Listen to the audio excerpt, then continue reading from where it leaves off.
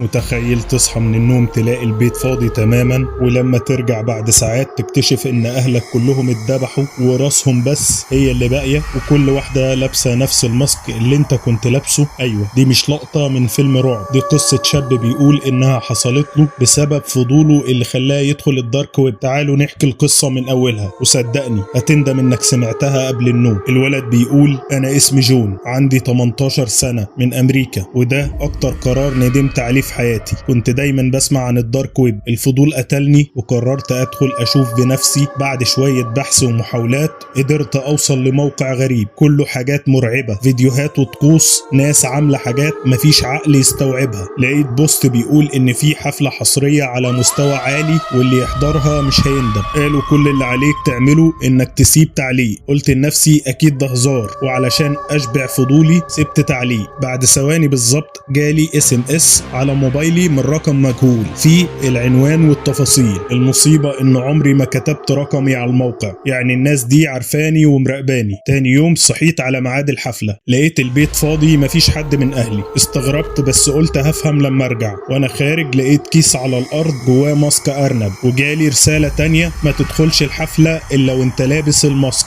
لبست الماسك ورحت العنوان، لقيت مكان زي حديقة بس كلها ناس لابسة نفس الماسك. قعدت على الترابيزة فاضية، فهمت انها ليا، وجي شخص قدامي قدم لي طبق فيه لحمة وقال لي كل الحفلة معمولة على شرفك. بدأت اكل بس اللحمة كان طعمها غريب، نسيجها مش طبيعي، بس كل الموجودين كانوا بياكلوا ويمشوا واحد ورا التاني. خلصت انا كمان وقررت ارجع. كنت فاكر ان كده الموضوع انتهى. رجعت البيت لقيت رسالة شكرا على اللحم اللذيذ، كل اعضاء المجموعة اتبسطوا. كنت مستغرب، لحم ايه قصدهم؟ دخلت اوضة امي لقيتها مدبوحة وراسها بس اللي موجودة وعليها نفس الماسك. جريت على باقي الاوض نفس المنظر، ابويا امي اخواتي كلهم متدبحين. وفهمت اللحمة اللي اكلناها في الحفلة كانت لحمة اهلي. انا اكلت من لحم اهلي. انهارت، صرخت، مسكت الموبايل ابلغ الشرطة. جالي SMS قبل ما الشرطة توصل هتكون شبه اهلك على سريرك. الاضاءة بقت تنور وتطفي، واتضح ان البيت كله مخترق. جالي صور وفيديوهات وانا منهار، من كاميرات البيت، من الكاميرا الامامية للموبايل، حتى اللابتوب، كل حاجة كانت بتراقبني. بدأت اكسر كل الاجهزة لحد ما جالي واتساب من رقم مختلف. اللي بتعمله ملوش لازمة، نفذ المطلوب. اتصلت بالرقم لقيت موبايل ابويا هو اللي بيرن، وبعدين الباب خبط. فتحت مفيش حد، بس لقيت جلدة مرمية ومكتوب عليها حروف وارقام بالدم. بعدها رسالة وقع العقد بالدم. بقالي 3 ايام قافل على نفسي، لا اكل ولا شرب، مش هوقع على العقد، ولو مت من الجوع اهون من اللي عملته في اهلي. انا